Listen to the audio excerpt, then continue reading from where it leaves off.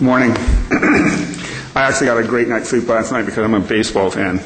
And so I don't have a particular team that I'm in favor of. And if I did, I wouldn't say it at work anyway because I can't understand how people get their team affiliations. So good morning.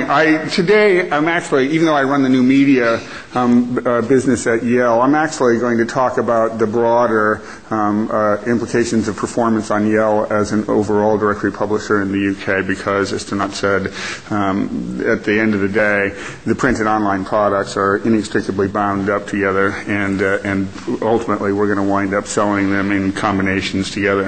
I think that when I started going through this, that the thing that I really realized in talking about this with you today is that the performance that we're talking about actually has two aspects to it. One of them is the performance that we bring to our advertisers, but the other one ultimately is going to be our internal performance as companies in terms of how we manage the transition that we're all going through right now. And so you'll hear me talk a bit about this. I think the other thing that you'll hear me thread throughout the presentation is the difference between performance and perception. And Donat talked about this a little bit, and our research, and I'll go through a little bit of this later on, clearly indicates that there is a very substantial gap between our ability to prove performance and the perception and understanding of our advertisers in terms of what that performance means to them, both in terms of its just kind of numeric value, but also in terms of their ability to convert the leads that we deliver to them into something that resembles business.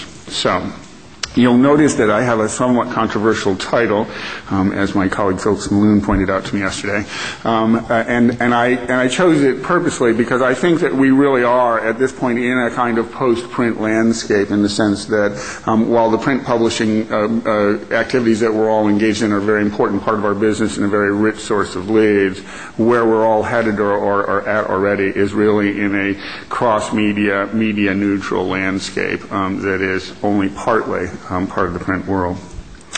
Okay, so I'm going to go through these slides fairly quickly because this is not news. But, in essence, when you look at the media consumption behaviors over the last 10 years, they have moved. The customers that we traditionally were able to collect for our advertisers have moved into a lot of different contexts and a lot of different media properties, from search engines to vertical sites to pure content sites. And at the same time, the underlying consumption behaviors of our customers have changed as well, because it used to be, particularly for publishers, that we were kind of a termination point where people came after they had done consideration. And increasingly, most of the people on the internet today go to sites where they get a combination of content that helps them think about the purchase decision that they're trying to make. And in many cases, they can either transact directly because they can buy the product right there, or they can find the product because the vendor of that product because they happen to be on that same page.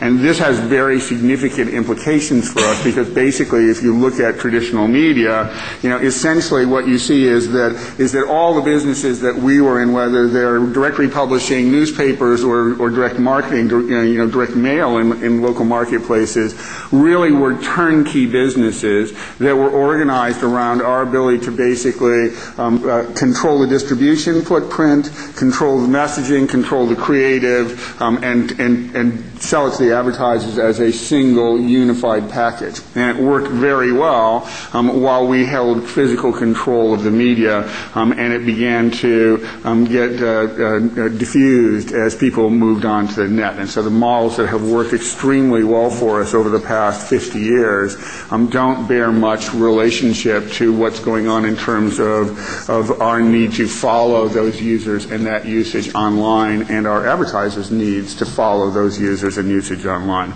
And so what we're entering into is an environment where, as we basically follow the people that we want to try to influence in terms of those purchase decisions, that what's happening is that both for the advertisers and the publishers, there is a often wrenching change in terms of the sales operating models and the business operating models that we're having to execute right now. And I would suspect that pretty much everybody in this room, at one level or another, is deep in the throes, as Donat said, of redesigning their businesses in order to be able to allow us to extend that service model business to media that we don't own, and to basically try to establish a transactional currency for the advertisers, which in I think almost all of our cases is the phone call, and map it down to media that we acquire on their behalf and join with the media that we have. This is a very different landscape, and when you think about performance in this context,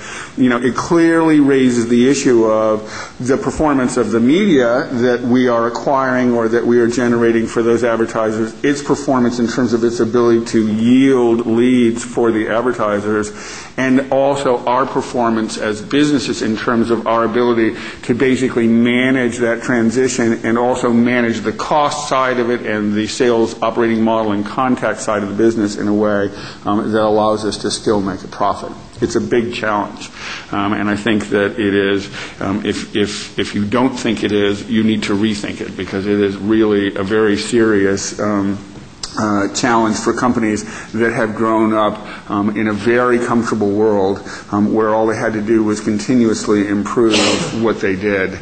This is a totally different landscape that we're talking about. So, this is a slide that I actually gave to our sales organization when I started talking with them about the sales operating model. And I use the analogy because I come from the U.S. and I grew up in Detroit and I understand the car business fairly well, of moving from the factory floor to the grocery store. And our traditional model really was a very industrial model. We sold turnkey creative and distribution advertising products, right?